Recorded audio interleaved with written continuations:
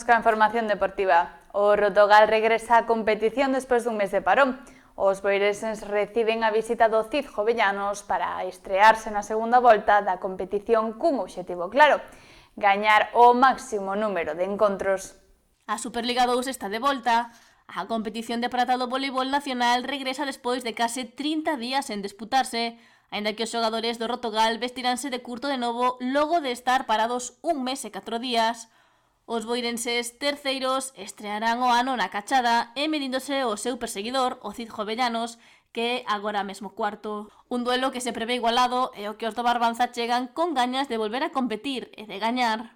Partido moi complicado, un rival que solo ten un punto menos que nós na táboa, aínda que ten un partido menos tamén.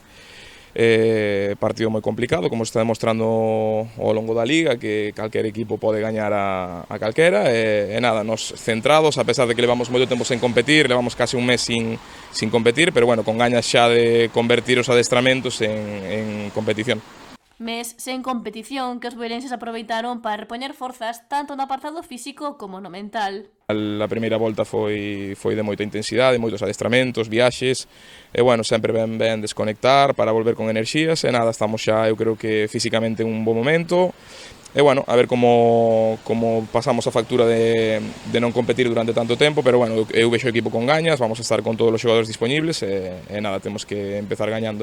O Rotogal arrancou a campaña a un moi bo nivel, aínda que en novembro e decembro perdeu 2 encontros ante grandes rivais.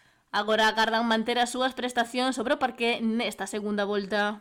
Realmente, xusto se acaba de xogar ahora a Copa Príncipe, na que xogan os 2 primeiros clasificados de cada grupo, e os 2 primeiros clasificados do noso grupo foron os que xogaron a final, entón sabemos que estamos no grupo de máis nivel, e bueno, sabemos que cada fin de semana vai a ser decisivo, sabemos que todos os equipos poden competir para gañar, e nada, nós estamos con gañas de empezar con vitoria, xogamos na casa, sabemos a complexidade, pero bueno, nós estamos terceiros empatados co segundo posto, entonces nada, con gañas de empezar con vitoria na nosa casa e seguir aí arriba.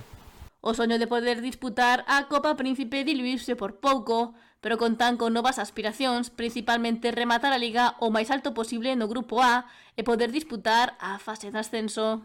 Xa pasou, estamos no Ecuador, estamos terceiros, empatados con Textil Santanderina a puntos. Textil acaba de ser campeón da Copa Príncipe. Entón, bueno, o obxectivo estamos aí. Agora, como che decía, eu penso que semana a semana vai haber equipos que se van a deixar puntos en moitos sitios. E o grupo, o nivel medio no grupo é moi alto, entón vai haber equipos que ao mellor antes estaban máis abaixo e que van a estar arriba, e bueno, nós queremos estar arriba, evidentemente, pero sabendo da dificultade que ten, incluso xa este partido que afrontamos contra Gijón, que ven de gañar 2 partidos por 3-0, un a Vigo, que é un rival que a nós nos gañou na primeira volta. Entón, cos pés na terra, sabemos que é complicado, pero bueno, a realidade é que o noso nivel nos puxo empatados con Textil Santanderina, entón nada, vamos a confiar en que o equipo vai a seguir rendendo ben. Quen afondou tamén nas claves do seu equipo para poder aspirar a estas metas.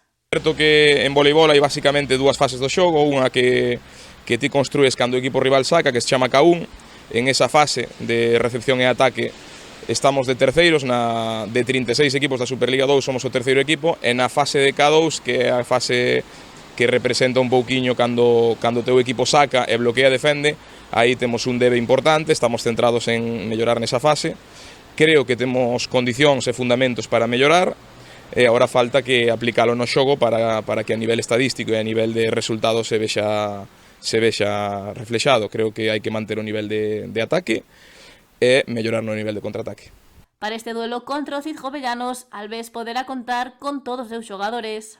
Jan Luar, o rapaz de Puerto Rico, arrastra unhas molestias na rodilla características dos deportes de salto, e veremos, hai que coidalo, estamos dosificando moitas cargas con el nos adestramentos, e bueno, se non está ao 100%, salirá un compañeiro, que temos a Mateo e a Héctor tamén en moi bo estado de forma, e o resto van a estar disponibles.